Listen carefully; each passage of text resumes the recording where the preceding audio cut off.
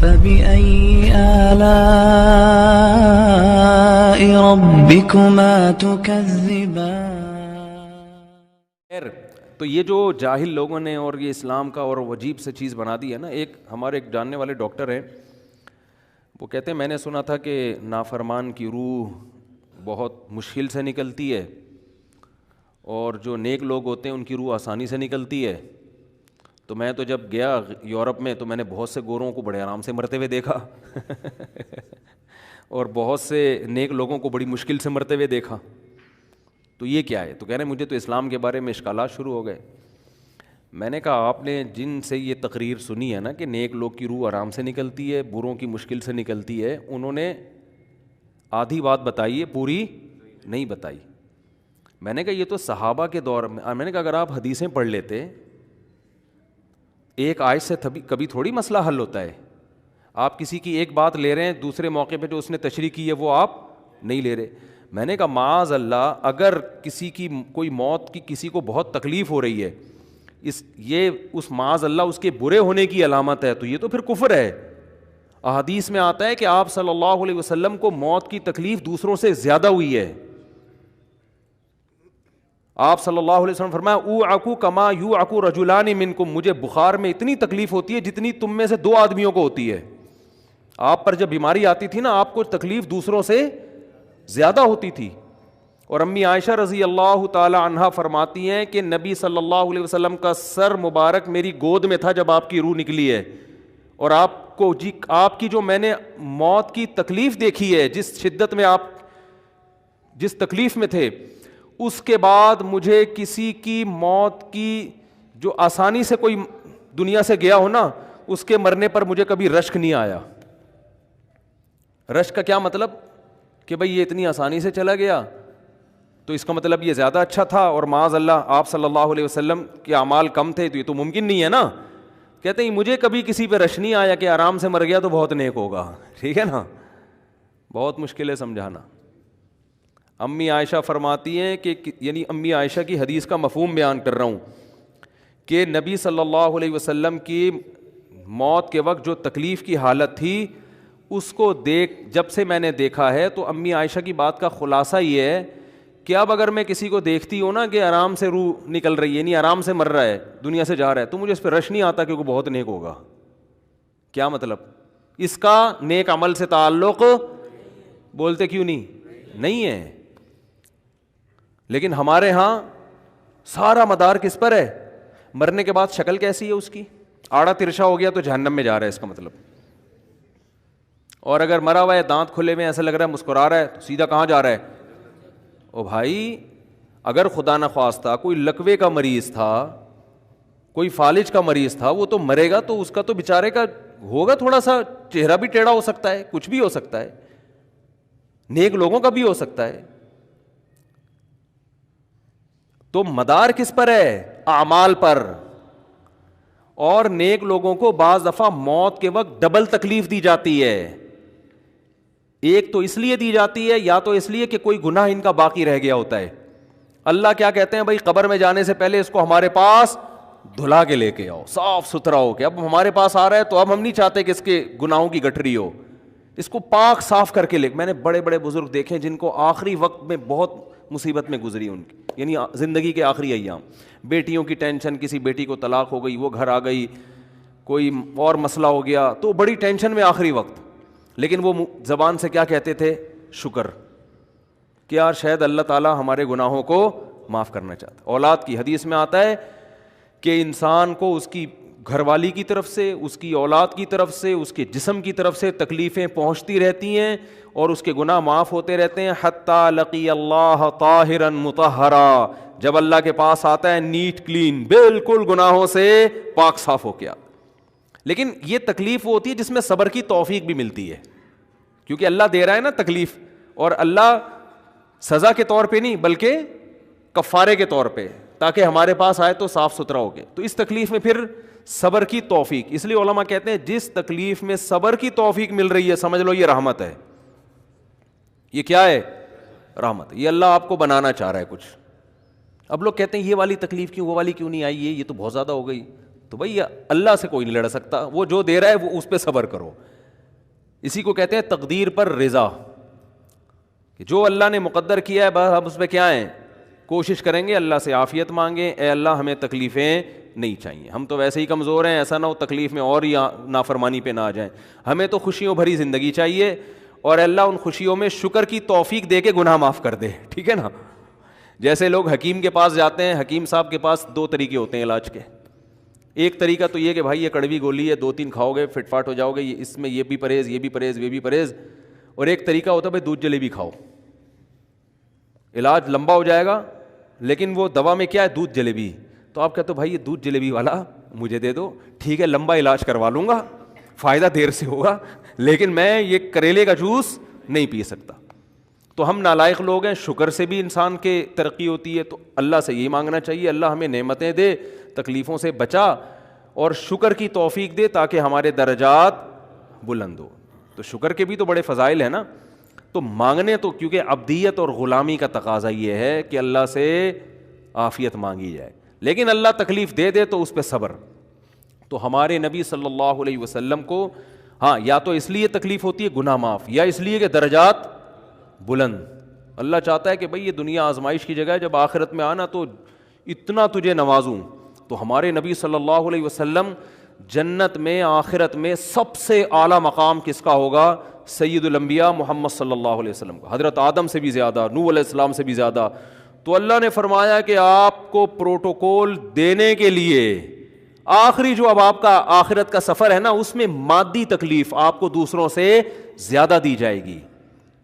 یہی وجہ ہے کہ حضرت فاطمہ رضی اللہ تعالی عنہ آپ کی چہیتی بیٹی, جب انہوں نے آپ صلی اللہ علیہ وسلم کی اس تکلیف کو دیکھا نا, جو موت کے وقت تکلیف تھی اور جو بخار کی شدت تھی, واہ کرب ابتا, فرماتی تھی ہائے میرے والد کا کرب, بہت زیادہ غمزدہ ہو گئی ان کو دیکھ کر کس قدر تکلیف میں ہے.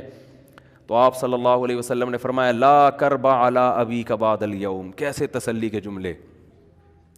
اپنی بیٹی سے فرمایا ہے فاطمہ تیرے باپ پر آج کے بعد کوئی تکلیف, بولو لا کرب علی ابیک بعد الیوم. اس میں بھی آپ صبر کا پہلو تلاش کر رہے ہیں, شکر کا, بس یہ اللہ کی طرف سے آخری ہے. آج کے بعد اے میری بیٹی تیرے باپ پر کوئی تکلیف نہیں. اپنی بیٹی کو بھی تسلی دے رہے ہیں کہ غم ہلکا کر, بس یہ اللہ کی طرف سے آخری ہے, آج کے بعد کوئی تکلیف نہیں ہوگی. تو ہمارے ہاں وہ بیچارہ تکلیف سے جا رہا ہے, تو یار دیکھا آ گیا نا سامنے, لوگ کہتے ہیں یہ دیکھا, ہم تو کہتے تھے بندہ ہی 2 نمبر ہے, اب آ گیا نا تو دیکھو کیسے مر رہا ہے. اور پیغمبروں کو تکلیف تو دی جاتی ہے, لیکن کوئی ایسا عیب نہیں ہوتا, ایسی بیماری نہیں ہوتی جو لوگوں میں معیوب سمجھی جاتی ہو, یہ نہیں ہوتا. کیونکہ پیغمبر اللہ کے قاصد ہیں, تو اللہ ان کو ہر لحاظ سے امت کو یہ بتانا چاہتے ہیں یہ میرے رسول ہیں, یہ میرے سفیر ہیں. تو کوئی بھی ایسی چیز جس کی وجہ سے لوگوں کو ان سے نفرت ہو, یا طبعی نفرت جو انسان کے اختیار میں نہیں ہوتی, تو اللہ ایسی بیماری اور ایسی تکلیف سے بچاتے ہیں ان کو. سمجھ میں آ رہی ہے بات. لیکن امتی کو ایسی تکلیف ہو سکتی ہے. یہ جو ختم نبوت کے علماء کہتے ہیں نا مرزا غلام احمد بیت الخلاء میں گر کے مر گیا, تو بعض لوگ کہتے ہیں وہ تو بیت الخلاء میں تو فلاں بزرگ کا بھی انتقال ہوا تھا, فلاں کا بھی. بزرگ کا ہو سکتا ہے, پیغمبر کا بیت الخلاء میں انتقال بولو نہیں ہو سکتا, کیونکہ پیغمبر کو اللہ ایسے عیب سے بچاتے ہیں کہ جو انسانوں میں عیب سمجھے جاتے ہیں. تو پیغمبر کو ایسی بیماری نہیں ہوتی, جیسے اچھوت کی بیماری ہے کہ کوئی ہاتھ نہیں لگا سکتا اس کو, ایسی بیماری پیغمبروں کو نہیں ہوتی. کوڑ کی بیماری پیغمبروں کو نہیں ہوتی, کیونکہ ایسی بیماری جس سے لوگ گھن کھاتے ہیں, ایسی نہیں. لیکن امتی کو ہو سکتی ہے, امتی کو ایسی بیماری ہو سکتی ہے, اللہ اس کے درجات کیا کرے گا, بلند کرے گا اس سے. مجھے ایک واقعہ کسی نے سنایا کہ ایک ہندو تھا, اس کو کوڑ کی بیماری تھی. کوڑ نہیں ہوتا, گوشت گلنا شروع ہو جاتا ہے, تو یہ بیماری پھیلتی ہے. تو اس کے رشتہ داروں نے بالکل الگ کر دیا اس کو, وہیں سے کھانا پھینکتے ایسے کر کے. کہیں تبلیغی جماعت گئی, ان کو پتہ چلا, وہ بیٹھ گئے اس کے پاس جا کے, اس کو کھلا بھی رہے ہیں پلا بھی رہے ہیں. تو وہ بڑا متاثر ہوا, یار سب نے چھوڑ دیا اور مسلمان ہو کے, تبلیغ والا تو اکرام کا کوئی موقع الحمدللہ چھوڑتے نہیں ہیں. تو وہ مسلمان ہو گیا اور پھر اس کا انتقال ہو گیا تھوڑے دنوں میں. اب دیکھو اللہ نے جو اس کو کوڑ کی بیماری میں ڈالا, یہ بیماری اس کے لیے رحمت بن گئی کہ نہیں بن گئی. تو کفر کی حالت میں کوئی اچھا کام کیا ہوگا اس نے, اس کے بدلے میں اللہ نے اس کو کیا دے دیا؟ کوڑ کی بیماری. اب دنیا کہے گی یار عام کافر جو اچھے کام نہیں کرتے وہ تو فٹ فاٹ گھوم رہے ہیں, اور یہ تھوڑا بہت خیال کرتا تھا, اس کو اللہ نے کیا دے دیا؟ بھائی اس کو دیا اس لیے کہ اللہ کو پتہ ہے کہ جی کوڑ میں ہوگا تو تبلیغ والے آئیں گے, اس کی آؤ بھگت کریں گے اور یہ کیا ہو جائے گا؟ اسلام میں داخل ہو جائے گا. تو اللہ کے کام ہے, یہ اللہ ہی بہتر جانتا ہے. تو بعض دفعہ اللہ تکلیف میں ڈالتے ہیں تاکہ آپ کے گناہ دھل جائیں.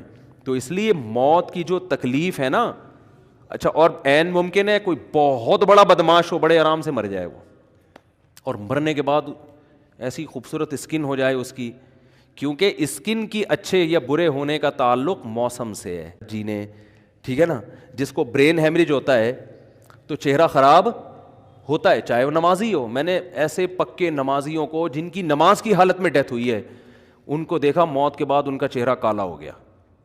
یہ بری بات نہیں تھی, یہ کالا اس لیے ہو گیا کہ برین ہیمریج ہوا, رگ پھٹی ہے تو بلیڈنگ ہونا, اور ہارٹ اٹیک بھی ہوا پھر ان کو. تو ڈاکٹر کہہ رہے تھے ان کو جلدی دفناؤ کیونکہ یہ بہت جلدی ان کا جسم خراب ہو جائے گا. حالانکہ پھر میں نے خواب میں ان کو جنت میں بھی دیکھا. صحیح ہے نا. تو خام خمانہ لوگوں نے یہ چیزیں بنائی ہوئی. تبھی میت کو چھپانے کا حکم ہے, کیونکہ اکرام کرنا ہے نا, تو چہرہ مرنے کے بعد بگڑنا شروع ہوتا ہے. یہ ہر ایک کا ہوگا, چاہے نیک ہو چاہے برا ہو. تبھی تو حکم ہے کہ اس کو جلدی دفن کرو, کیونکہ اس کی توہین ہے اب لوگوں کے سامنے رکھنا. اور ہمارے یہاں کیا ہو رہا ہے, باقاعدہ مردوں کے ساتھ سیلفیاں چل رہی ہیں, ناک میں روئیاں ٹھوسی ہوئی ہیں, اور ویڈیو بن رہی ہے, اور زیارت ہو رہی ہے, لائن لگ لگ کے پبلک دیکھ کے جا رہی ہے. کیا جاہلانہ رسم ہے یار, کیا جاہلانہ. میت میں اور دلہن میں فرق ہونا چاہیے. دلہن کی منہ دکھائی ہوتی ہے, وہ محلے پڑوس کی عورتیں آتی ہیں, بھائی دلہن آئی ہے بیوٹی پارلر کر کے دیکھ رہی ہیں, تو مردے اور دلہن میں اتنا تو فرق کرو, مردے کی بھی رونمائی ہو رہی ہے. تو یہ غلط رسم ہے. انتقال ہو گیا فوراً چہرے پہ کپڑا. ہاں جو اس کے بہت قریبی لوگ ہیں, قریبی لوگ ایسا ہوتے ہیں کہ اگر وہ بدبو آ بھی رہی ہو, چہرہ بگڑ بھی جائے, ان کو نفرت نہیں ہوتی. بیٹے کو اپنے باپ سے نفرت نہیں ہوگی, چاہے جیسا بھی ہو, چہرہ جیسا بھی بگڑ جائے. وہ کہے گا یار میرا اس کا رشتہ خوبصورتی کی بیس پہ تھوڑی ہے. لیکن اجنبی لوگ جب اس کو دیکھیں گے تو چہرے کے بارے میں تبصرے بھی کریں گے. اور ایک صاحب کا انتقال ہوا, میں نے کہا جلدی دفناؤ, چہرہ نہ دکھاؤ. تو انہوں نے کہا لوگ کہیں گے یار لگتا ہے کچھ چہرہ بگڑ گیا اس لیے چھپا رہے ہیں. میں نے کہا اب تو اور چھپانا چاہیے, اس لیے کہ جس کا بگڑ جائے اس کو تو چھپائیں گے تو پھر لوگ یقیناً کہیں گے بگڑا ہوا چہرہ ہے. تو اس رسم ہی کو ختم کر دینا چاہیے. انتقال ہوا فوراً چہرے پہ کپڑا. ہاں بیوی دیکھ سکتی ہے اپنے شوہر کو, یا بیٹے ہیں, یا اس طرح جو بھائی بہن ہیں قریبی, وہ دیکھ لیں. باقی پبلک سے چھپا کے اس کو فوراً کیا کرو, دفن. اب تو قبر میں جا کے بھی دکھا رہے ہوتے ہیں. یہ اجمیوں کی گندی رسم ہے, بری رسم ہے. گندی کا لفظ میں نے تھوڑا سا زیادہ سخت استعمال کیا, لیکن مجھے اس سے زیادہ ہلکا لگ نہیں رہا کوئی لفظ. عرب میں ایسا نہیں ہوتا. سعودی عرب میں جو ہے نا, عرب لوگ بہت سی چیزوں میں ابھی بھی اسلام کے بہت قریب ہیں, بڑے ہم لوگ چونکہ ہندوؤں کے ساتھ زیادہ رہے ہیں نا انڈیا میں, تو بہت سی چیزیں ہم نے وہاں سے کیا لی ہیں جو مذہبی لوگوں میں بھی آئی ہیں. عرب میں یہ سسٹم نہیں ملے گا آپ کو. عرب میں جب تک زندہ ہے احترام, ادب, تمیز. انتقال ہو گیا فوراً سے پہلے دفنایا, قبر پہ تختی بھی نہیں لگاتے. وہ جائز ہے تختی لگانا, لیکن وہ بھی نہیں لگاتے. کہہ رہے ہیں اب اس کو تختیوں کی ضرورت نہیں ہے, اب دعاؤں کی ضرورت ہے. دعائیں ہوتی رہتی ہیں ابا کے لیے, صدقات و خیرات کرتے ہیں, ایسا صدقے کرتے ہیں عرب کہ آپ کی سوچ ہوگی. ایسی سخاوت ہے عربوں میں, اپنے ابا کے لیے, اپنی اماں کے لیے دعائیں کرتے ہیں. وہ میں نے بتایا نا ایک واقعہ, میں نے بہت پہلے سنایا تھا. جدہ میں کسی کے ہاں ٹھہرا ہوا تھا, سعودی عرب میں, پاکستانی تھے وہ کسی عرب کے ساتھ 30 سال سے ملازمت کر رہے تھے. عربوں کا نا آپ کو ایک پہلو دکھایا جاتا ہے میڈیا پہ, جو اچھا پہلو ہے وہ نہیں دکھایا جاتا, جو اسلام کی وجہ سے ان میں خوبی ہیں وہ نہیں دکھایا جاتا. تو ایک عرب شیخ تھا جس کی ہاں یہ ملازم. دوسرا عرب کا جو اصل کلچر آپ کو ملے گا گاؤں دیہاتوں میں, شہروں میں تو پتہ نہیں کون کون آگے آباد ہوا ہے, اس میں اچھے بھی ہیں برے بھی ہیں. تو کہہ رہے ہیں میں نے دیکھا کہ وہ ایک عرب شیخ اپنی فیکٹری سے نکلا, میں تو ایک بھکاری آیا, اس نے اللہ کے نام پہ کچھ مانگا. اس کے پاس پتہ نہیں تنخواہ بانٹنے نکل رہا تھا کیا نکل رہا تھا, اس کے پاس بہت سارے پیسے تھے ریال. تو اس نے اس کو بھکاری کو دے دیے. بھکاری کو جیسے ہی دیے, بھکاری نے, اچھا یہ عرب بھی 80 سال کا بڈھا,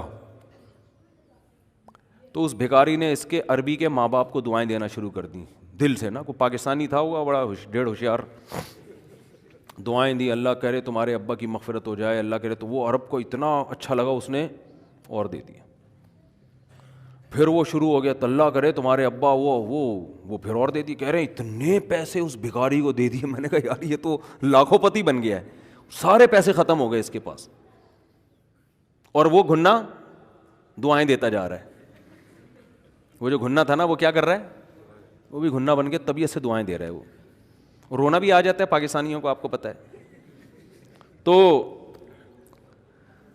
کہہ رہے ہیں وہ چلا گیا, پیسے ختم ہو گئے. اس عربی نے کہا اگر یہ میرے پاس اور بھی پیسے ہوتے نا, یہ دعائیں دیتا رہتا, میں پیسے. بعض ایسے جذبات ہو جاتے ہیں نا انسان کے کہ اس کو لگتا ہے کہ شاید یہ دعا قبول ہو رہی ہے, بعض دفعہ ایسی کیفیات آ جاتی ہیں انسان کے اوپر. تو وہ پاکستانی تھے جنہوں نے مجھے واقعہ سنا. کہہ رہے ہیں یار ان کے اندر کوئی ان کے قریب رہے نا تو بعض چیزیں ان میں بڑی خاندانی. عربوں میں ماں باپ کا بہت احترام ہے, بہت. جتنے کسٹمر کے ساتھ بدتمیز ہوتے ہیں نا, باپ اور ماں کے ساتھ اتنے ہی اچھا سلوک کرتے ہیں. ایسا نہیں ہے جیسے زبان چلا دی اور یہ کر دیا. باپ بیٹھا ہوگا سب چپ کر کے آرام سے بیٹھے ہوں گے کہ باپ یہ بول بیٹا رہا ہے. ہمارے یہاں بیٹا باپ میں تو لوگوں سے پوچھتا ہوں یہ پہلے کیوں, کہ مجھے ایسا لگ رہا ہے آپ کا بچہ آپ سے پہلے پیدا ہو گیا, یعنی وہ باپ بنا ہوا ہوتا ہے. ٹھیک ہے نا, باتیں ایسے کر رہا ہوتا ہے کہ جو بیٹا ہے وہ باپ لگ رہا ہے, جو باپ ہے وہ بیٹا لگ رہا ہے. تو خیر کہاں سے کہاں بات چلی گئی, کیا بات کر رہا تھا. ارے یار یہ تو موضوع کو کوئی پکڑ کے رکھے, یہ بہت بڑی جاہل پیر کی بات تو میں نے شروع کی تھی, شیطان ہوا وغیرہ سب ہو گیا. ہاں یہ بات چل رہی تھی کہ موت کی تکلیف اگر کسی کو ہوتی ہے, میں یہ بتا رہا تھا کہ اسلام کی باتیں اللاجیکل بات اسلام نہیں کرتا. ہاں مذہبی لوگ بعض دفعہ ایسی باتیں کر کے لوگوں کو بیوقوف بنا دیتے ہیں, قرآن کی آیتوں کی غلط تفسیر کر لیتے ہیں کہ بھئی وہ اتنی تکلیف سے مرا اس کا مطلب وہ جہنم میں جائے گا, وہ نیک آرام سے مر گیا. تو قرآن و سنت سے ملتا ہے کہ نیک لوگوں کو موت کی تکلیف بہت دفعہ ہوتی ہے, زیادہ بہت دفعہ نہیں بھی ہوتی. اب یہ نہیں کہ کوئی آرام سے مر گیا تو آپ کہیں سیدھا جہنم میں گیا, اس کو تو تکلیف ہی نہیں ہوئی, یہ بھی ضروری نہیں ہے. ٹھیک ہے, اس کو بولیں یہ اللہ کی رحمت ہے, اچھا گمان رکھنا چاہیے نا کہ بھئی یہ اللہ نے پہلے ہی دھلا دیا اس کو. تو یہ جو موت کی تکلیف جس کو قرآن میں آتا ہے نا کہ برے لوگوں کو موت کی تکلیف ہوتی ہے, وہ روح نکلنے کی ہے, کہ جب عالم برزخ کی طرف روح جاتی ہے اور اس کو برزخ کی چیزیں نظر آنا شروع ہوتی ہیں تو پھر روح چاہتی نہیں ہے کہ میں جسم سے جدا ہوں, لیکن فرشتے اس کو کھینچ کے نکالتے ہیں. تو یہ عالم برزخ کی چیز ہے, اس کا اس مادی زندگی سے تعلق نہیں ہے. مادی زندگی میں تو کسی کے یہاں گولی مارو گے نا, ٹھا کر کے گئی, نکل گئی, مر گیا. اور کسی کو کیما بنا کے مارو گے تڑپا تڑپا کے تو تڑپ تڑپ کے مرے گا وہ. مادی زندگی میں کسی کو آگ میں پھینکو گے تو جل کے مرے گا, چاہے نیک آدمی ہو. اور کسی کی گردن اڑاؤ گے تلوار سے تو 1 منٹ میں کیا ہو گیا, ختم. لیکن جو اس کی روح نکل رہی ہے, خدا کے پاس جا رہی ہے, وہ منظر نافرمان کا بہت ہی بھیانک ہوتا ہے. اور نیک آدمی کی روح ایسے پرواز کرتی ہے, وہ اس کی تکلیف ہے. اور اس پہ میں ایک واقعہ بھی سنا چکا ہوں, دوبارہ نہیں سناؤں گا, کہ کیسے دنیا میں بھی اس کے مشاہدات ہوئے ہیں لوگوں کو, کہ کیسے ان کو آخرت کی چیزیں نظر آنا شروع ہو گئی ہیں اور وہ باتیں کر رہے ہیں, باقاعدہ بتا رہے ہیں فروح و ریحان و جنت نعیم.